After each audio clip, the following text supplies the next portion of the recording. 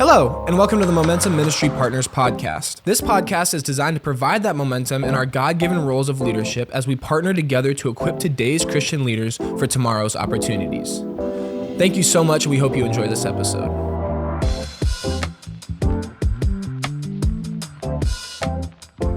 Hello, welcome to the Momentum Ministry Partners podcast. My name's Eric, and I will be your host for today's episode. Super stoked to have Delaney Ferguson with us today. Hey.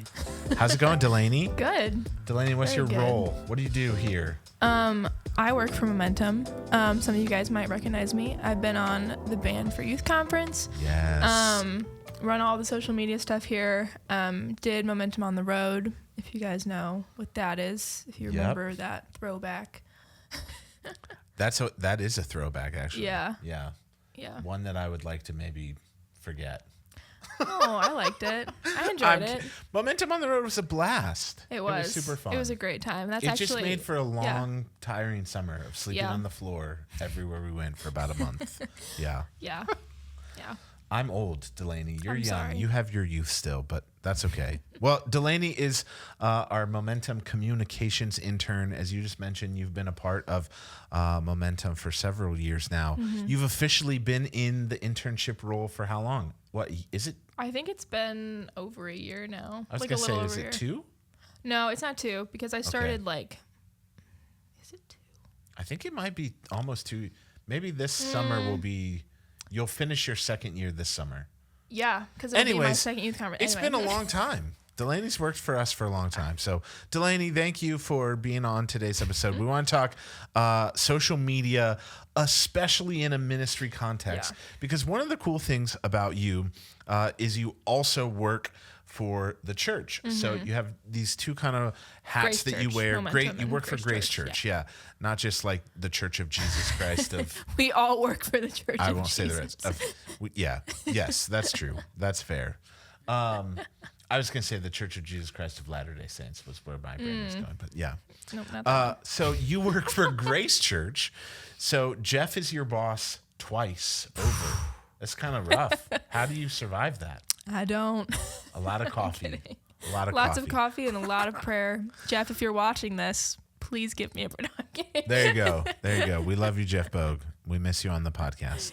He'll be back soon. All right. Yeah, it's been a minute. So our goal for this conversation today, we want to talk social media, but in like a ministry context. Because in the past year and a half that you've worked with Momentum, I'm not going to lie, Delaney, you've gotten really good at what you do with running our social media. Honestly, like Bethany, our communications director, she's like, I don't even really think about social media a lot. She's like, I want to know that we're planning things, but we trust you completely with it. You've done a great job. And you've now almost through Momentum worked yourself into a job where you run the college ministry Instagram account for the church. Tell us a little bit about that. Like kind of give us even like what does a typical week look like for you? So actually it's funny because I think originally like I started my job with Collective first, but it was like I was a volunteer. I was unpaid. Didn't realize that. Okay. Yeah, I was unpaid and I was just like, I really want to be here. I feel like God is calling me here.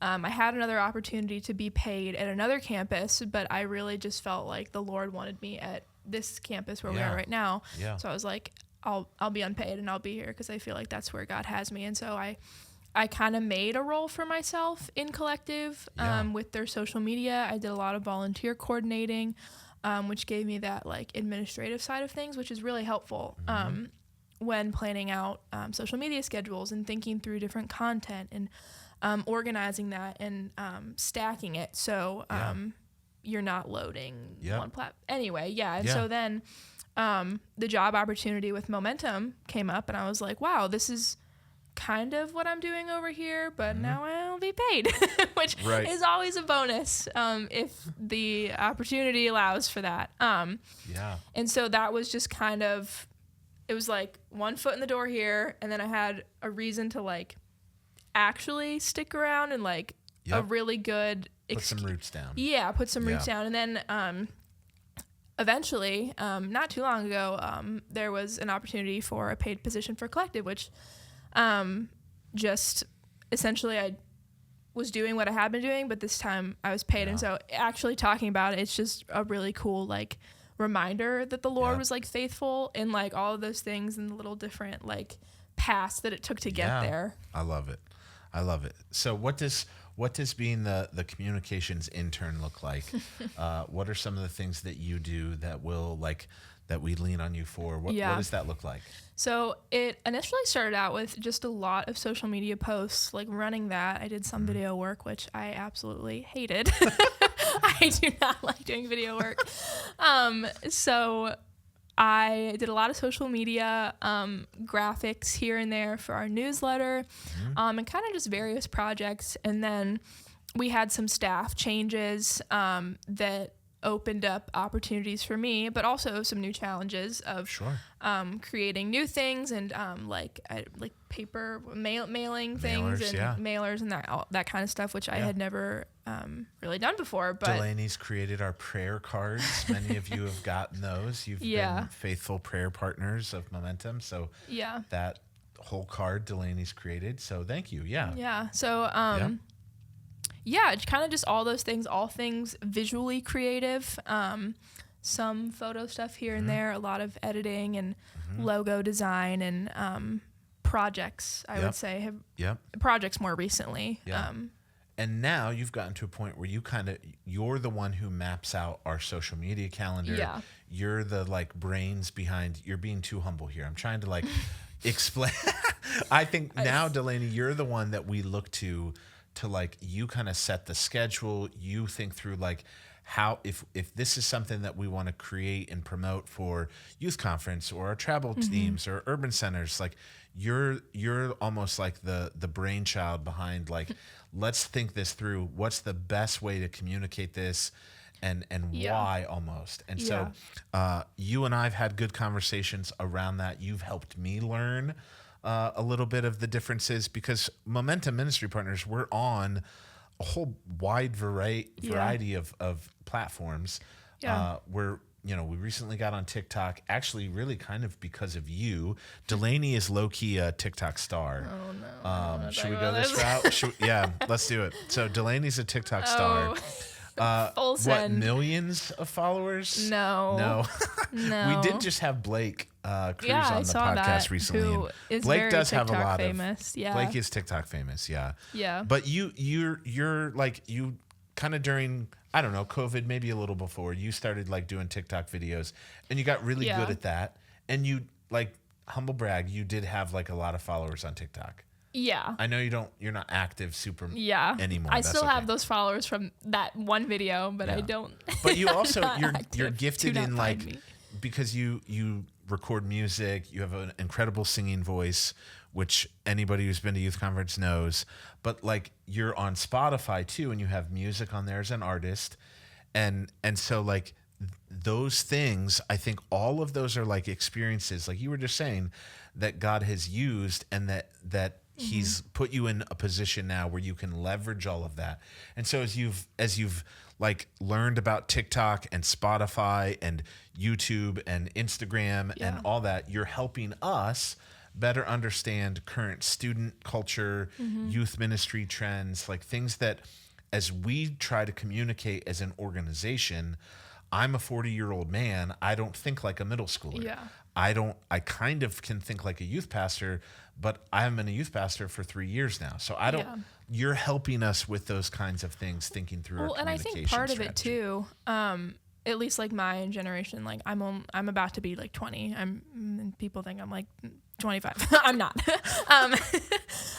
People think I'm 20 something too. So it's like my generation like grew up in this like weird cool like YouTube era where like it was really easy to like gain popularity through like hard work and like following the algorithm. And I think everyone, or at least I'm speaking for myself, like when I was like 12, I'm like, I want to be YouTube famous or like whatever. And so having that mindset of that like entrepreneurship kind of, and like knowing how to market yourself and market other things. Maybe market isn't the right word, but like promote that. And so I think going into running social media accounts, you have that mindset, or at least I have been able to take that mindset and apply it to, okay, what does the Momentum audience want to see? Like, what will be engaging and what will be helpful?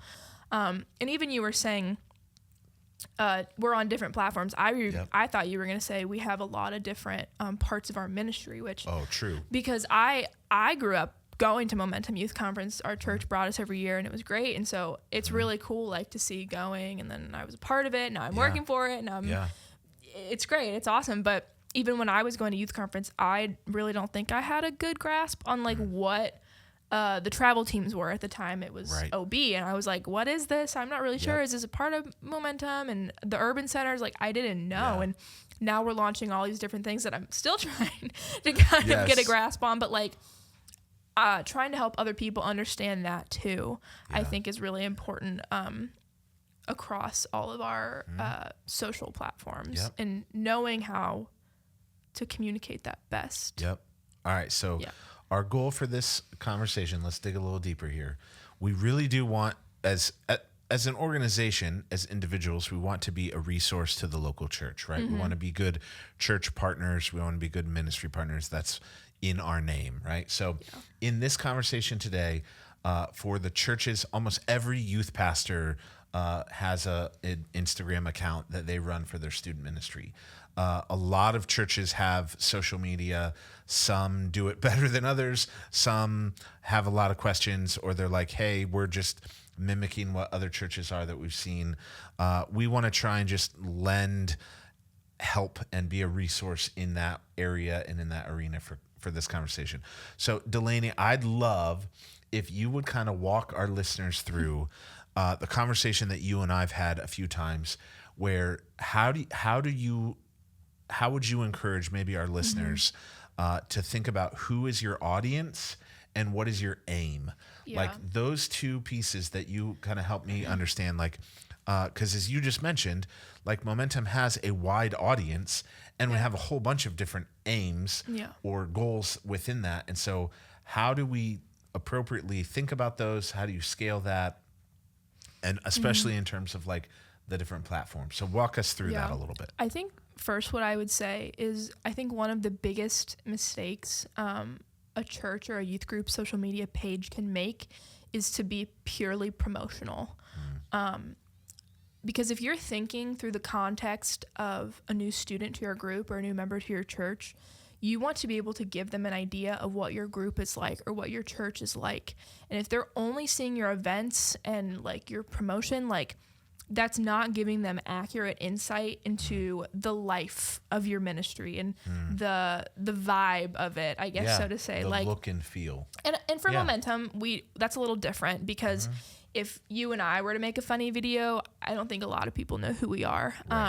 In your personal, you know, the youth pastor's church or student life group or whatever, those are personal relationships. And so it's different if you're making that funny video and keeping that engaging. Like our college, I think one of my favorite parts about my job for our college ministry, running their social media, Eric and I were just talking. We were like filming videos where people are falling out of ceilings and like videos. Just like stupid, funny stuff that like people are like really, it makes them laugh and like they're excited to watch that.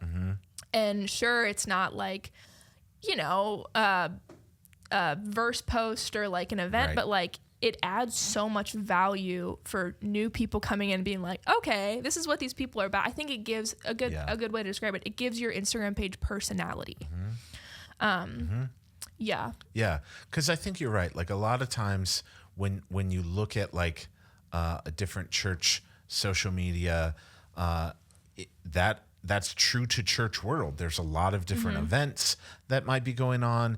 Even your like Sunday morning like gathering, like you're wanting to invite people into those things, but you have to understand who is our audience. And so a conversation that we've had both as a Momentum staff, but even here on this podcast, we've done several episodes on this of like in our culture today, especially in ministry, trying to connect with a new guest or inviting people, you have to understand, like, your lobby is no longer like the lobby. It's your front door of your physical building is no longer your front door of the church.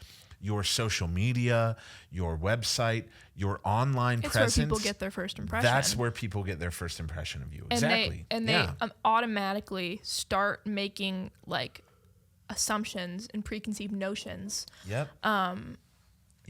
Based off of your website or Instagram, whatever. Yeah, I've seen like churches that actually use stock photos of Bad like idea. groups of their people of like, and so then like when you actually show up to their church, the building doesn't look anything like the building that's on their website. And what like, I think it's just different. Yeah, what I think those photos also like subconsciously communicate is that it's like inauthentic.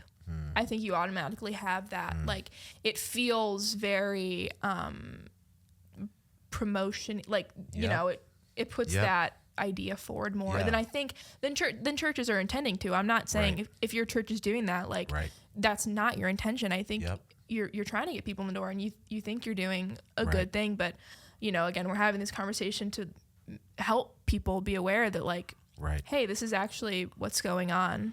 And in people's heads. There's great stock photo things out there that you can use to create your graphic for your sermon series or your winter retreat concept or like things like that are fine. We're not saying don't use stock photos, but make it your own. Yeah, like when it's on your website, like be true to who you are as a church and allow your social media, your website to reflect that. Yeah. And have that like same DNA run through both of those. Yeah. So Delaney, I think the other thing that is important, like for a lot of churches that are maybe listening to this, or that most churches actually are like, well, we don't have like a professional photographer that can like go around and capture all these photos, or we don't have the finances to like hire that person and bring on our staff. Like, what would you say to like help them think that way? Where like stock photos, you can find them for free on the internet, and you can do it from the comfort of your home or office. And so like, how do you help them think that through? Like, what would you suggest for that? I think it's hard because something I always say, like you mentioned, like, you know, being on Instagram and Spotify and like all this different stuff. What I've learned is for some reason in our culture, if your post or content or whatever isn't high quality, people will automatically assume it's bad before they even like really give it a chance, because that's not the case. I'm sure, you know. Sure. I guess maybe like the example that comes to my head first and foremost is on Spotify. Like you could have a really great song written and like it's really beautiful, but let's say the production is low and the cover is unprofessional. People just won't give it that chance, and that's really hard. And you know, if your church doesn't have that, you know, big budget, or even if I know a lot of churches are lacking volunteers right now, that probably is really discouraging, but there's hope. I would just say to that, find ways that you can make it unique and that your community will respond to. So for example, I don't think like people on Facebook, so Facebook, you know, I guess maybe we'll get into this now or later, is a lot of people looking for information, a lot of parents and, you know, people who already have relationships. Facebook is a very relational platform. You know, I think my generation and maybe like millennial type are very like judgmental when it comes to high quality. I don't think people in that like 40 to up like range are super concerned about that. And even with that, I think, what were you gonna say? Oh, I was gonna say they may not always have that eye. They may not know. They may not be able to discern what is like a high quality production level picture or video. I've learned. I wouldn't say I intuitively know how to do that because I didn't grow up with social media. I didn't grow up with all of that. So just because I like where you're going, but to continue the like photography like side of that, the first thought that kind of pops in my head is I'm like, and we did this at my church in Maryland, like our church didn't have like a photography team. We didn't have a person on our staff that was like the photography or like the content creator, graphic designer. Like we didn't have that. But there were kids in our church that had a really nice iPhone that could take pretty good video on their or even pictures. Just like really digging, like getting to know your volunteers and the people in your church who are eager to do that stuff, who have that creative eye. Like find, like if you're a youth pastor, like find the, even if like they aren't, you know, a master at it right now, but like find the kid who has that interest for photography and find the girl who is doing the graphic design stuff and all of that and like invest into them and encourage them and like watch them grow. Like you'll be like, people have told me, like, I know you're like, you're an expert, but like a year, 2 years ago, whatever, like I was using Canva. Right. And now I'm like learning Illustrator, which if you're not familiar with like drawing pictures design of terms, frogs. She was doing that yesterday. It's a side project. Working hard. Like, which is like a really like, it's a professional design platform. And like, and I've had the opportunity to like teach myself those things because I had people, Eric, who encouraged me and believed in me and saw that I had that eye. So find the kid that has that eye. Well, and give them those resources, equip them. So like, hey, here's a good YouTube video that talks about like how to take good photos, how to frame the subject in your picture. Like oftentimes I think when churches are taking pictures, they don't know how to take a good picture. Like they don't know how to like center the subject or like give the right angle or perspective on the room where your room actually looks empty and when really it's full. And like perfect example. Maybe we're letting people in on too many of our momentum secrets, but I remember at youth conference this 2021. I know a lot of people were bummed, but we closed off that upper balcony. Because we were like, in pictures, we want it to look full. And we don't, because there were a lot of people at youth conference, but if we would have opened that up, it's like, it looks like there's 200 people here. And so you're playing your cards right. 2,000 people in a 3,500 seat auditorium. So like, make sure, get your, you know, for if you're a small church staff and you know that you want to capture some pictures and you're going to bring in a person, like you just said, a volunteer that maybe they have a photography company, hire them or work something out for a day, bring them in for a Sunday and ask them to take a whole bunch of pictures. We did that at our church in Maryland too. We were like, hey, can we get staff pictures for our website, pictures of our elders, pictures of our volunteers, pictures of small group leaders. We set up a Photoshop booth, you know, to capture those headshots. And then like, can you also go around the building on a Sunday morning and take a whole bunch of pictures of children, youth, Sunday school classes, services, people coming in, people mingling in the lobby in the cafe. And we like did that all on one Sunday morning. We told people it was going to happen. You're like, your people are prepared. And then you literally are like, you're helping encourage and foster that context so that you're not using stock photos or So let's go back. How do you think through Facebook? How do you think through Instagram? How do you think through YouTube? What are the different purposes? How do you hit your different audience and what you're trying to communicate with them? So normally when I'm planning out like my social calendar for Momentum and just looking at what content is going to go where and what time and what days and all that kind of stuff, I'm looking at, you know, Facebook. That is primarily a informational platform, in my opinion, based off of how culture trends have shifted. That's how we use it for Momentum. And I think it's a lot of parents, a lot of pastors, a lot of youth pastors.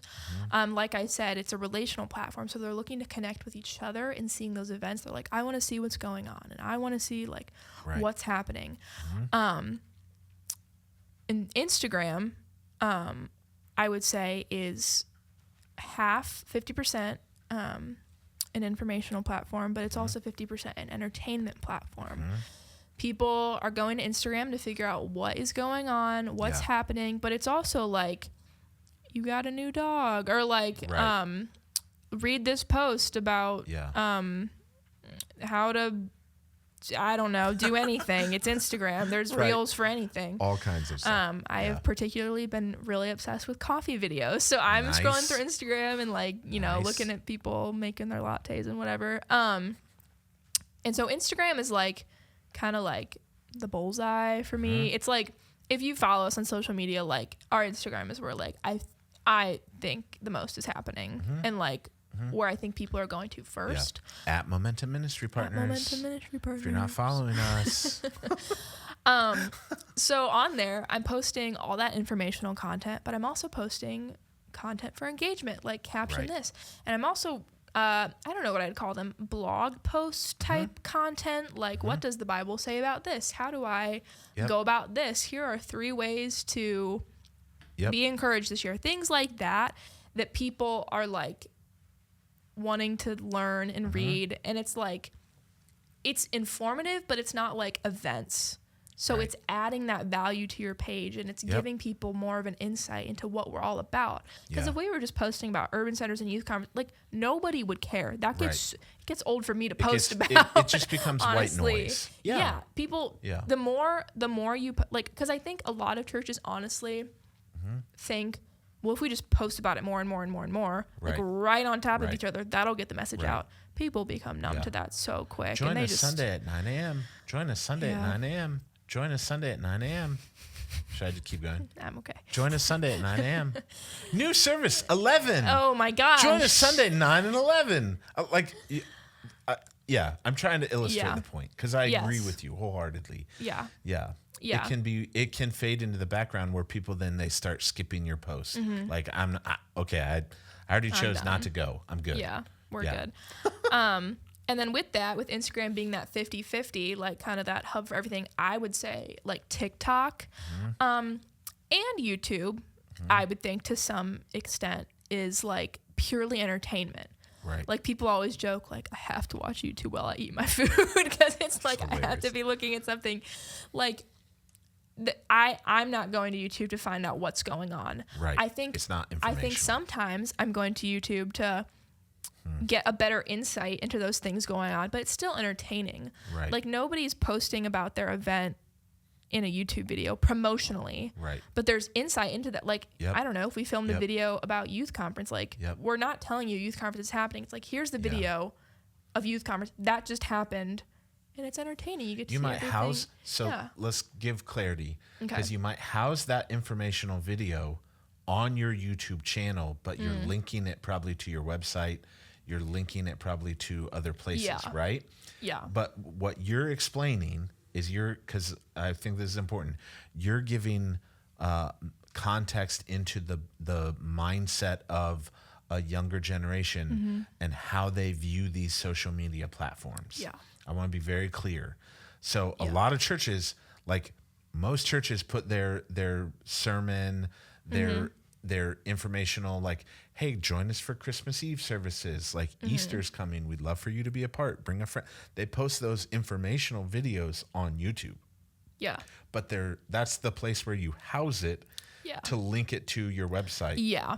And so like those kind of things, it's like, yes, that's that all will well be and good, promotional. But keep thinking entertainment. The general population is looking at YouTube as an entertainment. I love what you're saying, Dylan. Yeah. Keep going. And I mean, even like entertainment is such a vague word because I'm like, I wouldn't call the video of the sermon entertainment, but I also wouldn't call it like promotional. Right. It's more like educational, informative. I don't know. And I know a lot of people nowadays with videos like that, like if actually watching the visual aspect of it isn't like important to the content, like people will just throw their phone on the table and do the dishes. And I think that's why podcasts right now are so popular. Thank you for listening. Because people are like, I don't have the time to sit down and watch a video anymore. Like I'm going to work, I'm driving, I'm gonna it's a fast-paced culture we live in. All right, so let's go back to Instagram. walk us through. You said it's like 50% and 50%, 50% informational and 50% entertainment. For people who they're like, we're starting to learn Instagram. Maybe there's like a church or a student ministry that they're like, we finally caved and we got an Instagram account for our church or for our youth ministry. And can I just say, if you're a church, no, I'm serious. Like, this is something we talk about at our church a lot. If you're a church who's like, we don't want to get Instagram because we're not going to give in to the way of the world, Sure. or something like that, I would just encourage you. I don't know. At our church, Jeff always talks about, if we want to reach new people, we have to change the way we do things. And I think being on social media is important, because it's just the way our culture is moving. And if you're like, no, we're not getting on social media, you're not going to reach anyone new. Right. And that doesn't mean you have to be a part of the bad things that are going on about it, all of the ways that it's harmful. Like, For sure. you do not have to be part of that. And I think For a lot sure. of people sometimes think that just comes with it. It doesn't. Yeah. Preach, girl. And You're exactly right. And I think we've done whole podcast episodes on this exact topic where we're like, and you're exactly right, Dillian. I love it. We want people to think like, how do we live in the world and not of it? Yeah. And so a phrase we use around here a lot, how do we leverage everything for the gospel? Social media is no different. Yeah. You can leverage it for the gospel. Yeah. You can be on social media and not have to be like addicted to pornography.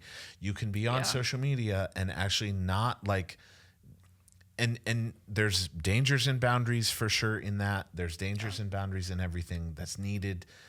Understand all of that. But yeah, like leverage it for the gospel, like leverage it for reaching new people. And so in that Instagram mindset where you're talking about like there is this entertainment value, you owned like, hey, I've been watching and finding all these fun new coffee videos, right? That's called the like Instagram algorithm. And the more you watch those coffee videos, the more they're going to send you those coffee videos, right? Blake talked about this on a recent episode, right? Of like living in a TikTok world and how do you create boundaries in those parameters for yourself personally. And yet when you're thinking ministry as a church or an organization where you're trying to leverage your social media in a ministry context, knowing with that concept that our guests, our visitors, we want to provide information in our communication. We also want to like invite people in. We want to set expectations. How do you do that on Instagram when it's 50-50? Explain the difference between like stories and reels and your posts. How do you differentiate those on Instagram? Let's talk about that for a couple minutes. Normally when I'm debating between like, should I make this a post or should I like post it on our story or should I make it a reel? It really just comes down to like where I have things plotted on my calendar. And honestly, like the hierarchy of like importance. Yep. So like, for example, this past week we announced our like theme for Momentum Youth Conference 2023. That's crazy to say, 2023. Yep. To know and be known. That is really important. That's what our speakers are going to base their sermons around and the theme. Yep. So I'm like, I want people to know about that and I want it to stay on the page so people come back to that, see it, know more about it. So that is a post. Haha, they know more about the theme known. Yeah. Love it. Well done. If you're listening to the podcast, my face is unamused. Go to our YouTube channel and see her face. See that she's unamused at my dad jokes. But like that is a post that's important and I want it to stay there. With stories, those posts are only up for 24 hours. Right. So like, I don't know, I'm trying to think. Yeah. Like promotional posts that have to deal with like getting deals and things like that. Like, I don't know when's this podcast going out? This Friday? Maybe next week. I don't know. Well, we're talking travel teams. Is that where you're going? Yes, I'm talking travel teams and spots are filling up quickly. And we had promotional deals going on, which by the time this podcast is up, they might be over. Call me and I'll give you, if you're listening to this podcast Yes, and you want the travel right team's now. deal, call me, reach out. Say you listen to the podcast and we will give you a deal. I'll honor the deal for travel teams. How about Coupon that? There you code go. Eric. There you go. No, but that $50 off ends this Friday. And so if I were to post about that, Right. in 2 weeks from now, someone reaches out and was like, oh, this Friday, the $50. It's like, well, no, if you actually look at the day that was posted, Right. this was 2 weeks ago. Right. That deal ended 2 weeks ago. So things that aren't like going to stay current on that grid post that Yes. people could come back to and misinterpret, I normally That's really go good. to stories. And Yep. and also stories are perfect if you're looking to engage your audience more. You can do that with posts Right. if you know the tips and tricks and Sure. the hashtags and Sure. like if you're literally saying in your post, tag 3 Yeah. people down below. Right. But something I do a lot in stories is like our caption this. Yeah. And that is a great way to engage our audience. It's something fun and mindless that I think honestly gives us credibility as a page to where people are like, they're not just like posting promotional stuff. Like Right. this is fun for me. And Right. like, I want to be a part of this. And that way, when we do post that promotional stuff, people will be Right. like, oh, Yep. they have this going on. Yeah. It actually like is better for like, I don't know what it's called, like diverting attention, like keeping Yeah. people's minds in a few different spots. That's good. Right. I always think when you do the caption this, you just did one the other day. I either always miss them because I'm too late and I'll see like, oh, this was posted 19 hours ago and I missed it. And so like, and just real talk, Delaney often, I won't say never, often won't use my funny, hilarious I just used comments. yours. I used captions. yours this past one. Oh, you did? Yeah. Okay, what was never it mind. I about? shouldn't take. I used yours. It was and Bethany's. hilarious. It was hilarious. It was about the middle school boys, not. Oh yes, you did. Yeah, okay. I used that it. One, I thought that one was pretty funny. It was funny. All That's right. why I used it. Yeah, I just picture like you reading those and then dying laughing. Like this is the funniest thing I've seen. Some in of a long them, time. I'm like, well, it's funny because like I've picked up on patterns of like the high same schoolers people who will- are like, I'm like, you guys are like funny. I'm like, Yeah. same people coming out with the good ones every time. Nice. So caption this is just like for those who aren't aware, like it's we take an awkward photo or a throw off photo that we're not going to use on our website. You know, the photographers, they're going around, they're taking hundreds of pictures, and they're the like ones that are going to hit the cutting room floor, right? They're the ones that you're not using, and yet somebody's making a awkward face. If you've ever tried to take a picture of a pastor when they're speaking, it's really hard. It's tough. It's really hard. Even me, like on stage, there are some funny Yeah. ones When of me people are singing. Oh my yeah. gosh. And so you have all these pictures where people are making funny faces, and there's like maybe something like coincidental going on in the background, or somebody walks by in the background or whatever. And so like you post that and you say caption this. What would the caption be if we were to post this picture, Yeah. right? And so what Or, like, then it what's lets going people on drive here? Yeah. engagement. How would you whatever. It's kind of like make a meme out of it. Yeah. Like make something funny out of it. Yeah, and and like, just then it gives goof it off. drives engagement. It lets people be funny. I actually did this. I'll tell a behind the scenes momentum story. But last year at youth conference, Keith Manier was wearing something very similar Yeah. to what Ann Byler was wearing. And Keith Manier was and Ann Byler are very different in every way, shape, and form. And yet they're wearing like the same color tones, and It was like the same jacket she and the had same. a cream colored yeah. jacket, and Keith was wearing like a cream colored jacket. Yeah. So Maybe we'll have to bring that so back.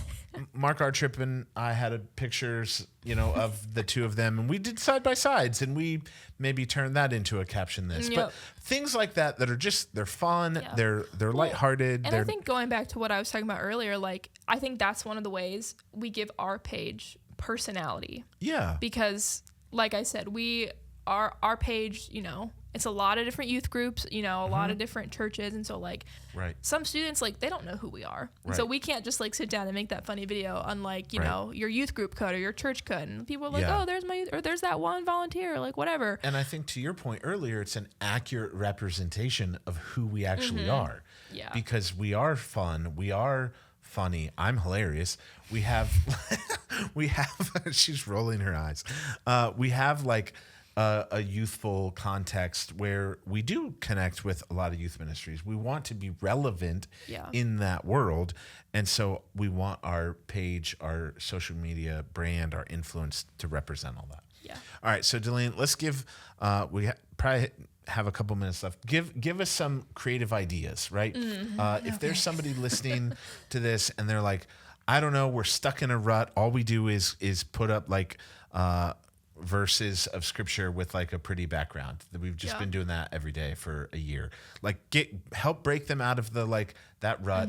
Give them some creative ideas. What are some things that they could post, whether it's on stories to drive engagement, whether it's a post, throw out some ideas, maybe things we've done before, other things that you've seen be successful. Yeah. So definitely the trap that, like you said, a lot of churches can fall into is just the graphic. I think step one is like breaking that up, because I know something I was very like particular about for a while was like, how does our grid look as a whole? Like not just like how does each individual post look, but like when you're opening the page and you're scrolling through the feed as a whole, like what is it? How does it look? What is its appeal? And I think maybe the first thing is just take pictures of your events. Like I know we talked about not every church has the fancy camera or like, but like find those volunteers. And even like if your student has like a really nice phone, like just have them take pictures of the events, edit them like on your phone or like on a like free. There's so many like free software, free everything. And just make them look nice and be like, hey, this event happened, this, and it was a blast or whatever. There's thousands of YouTube videos that will teach you how to edit and what apps to use and all that. Well, and also I think like, maybe this is a little sidetrack, but like give your students the benefit of the doubt. Like if you are hesitant, like to be like, I don't know if we should turn this over to our student, like just let them do it and like trust them, because like put boundaries on it. Put boundaries on it. Give them, hey, try it for a week and let's sit down and regroup. Or just like, well, I mean, what our church uses, I honestly don't know if this is free or not. I think it might be paid, but we use Buffer. They have free versions. Yeah, free versions of stuff like that. And it's like a posting website where there's one person who's in charge of it, and then you send it out to different people, and different people like load their posts in, but that one person approves it to be published. And so it's like, if you want to do that, if you don't want to just give them the password and let them run with it, like have the people text the picture and the content description and send it to you, and you post it. Yeah. There's all kinds of ways you could do that. Yeah. Anyway, so I think just those pictures, resharing other people's content, I think is huge. Because if you are that church that doesn't have the time to make a whole blog post on like 3 ways to do this, or like here are 3 verses for whatever, I think sharing other people's content is a great way to get content out on your page, giving someone else the like credibility for what they have made, and like sharing that because you think it's great. Hopefully you think it's great if you're sharing it. If it's not, probably don't. A valued resource. Right? if it's going to help them. Yeah, if it's going to help them. Yeah. But also like hopefully you take what they have like made, either like whether it's the pure content of it or how it looks visually, like if it's like trendy and like you're picking up on like, oh, this font is really popular, like this color scheme is like what's working and like what's popular in the church culture, whatever. Like hopefully that inspires you and you pick up on that, like and produce those graphics of your own. Like honestly, like I'm talking visuals, like if you want inspiration, like go see what Passion is doing. This is a plug, I don't know if this guy even is like super popular, but the guy who does Liberty University's graphics is so talented. His name is Matthew something, but if you just go find Liberty's page, go see how they design their sets for their convocation and all that. Super cool. just get inspiration from those guys. And go look at some of the churches that Momentum follows on Instagram. Look through that. There's honestly, there are churches and student ministries who are doing this really, really well. And honestly, one last resource, I think people maybe like disregard way too quickly is Canva, because it's like, oh, Canva, like if you design on Canva, it's going to look like Canva. There are ways to design on Canva and it does not look like Canva. I've made some posts and I'm like, go through our Instagram and see and try to decipher like which ones like I made with like professional software and like which ones I made with Canva. There are ways Comment to like on them if you think it's made on Canva. No, don't call me out. Dear Lord. Oh man, Delaney, thank you. This is very helpful. Seriously, we're here to help, right? So if you're listening to this and you run a student ministry social media account, if you're listening to this and you send it to your church person who runs their social media account, we would love to continue this conversation with you. I'll make sure that Delaney hops on a phone call with you and is a resource. DM us. Like seriously, we love getting to do this stuff because it helps make our churches better. And really, the bottom line goal is we want to leverage everything for the gospel, and we want to point people to Him. So Delaney, thank you for sharing of course. Some hot takes and behind the scene things, secrets of Momentum, but also for giving us some creative ideas in order to make our social media better. Thank you for doing a great job. Thank you. Yeah. Thank you, listeners, for tuning in. We'd be honored if you'd share this podcast on your social media. Yeah. Tag us and share it on your reshare. story. How's that? Yeah. There you go. On your stories, on whatever, all platforms, we will repost. All right, and go check out Delaney's TikTok.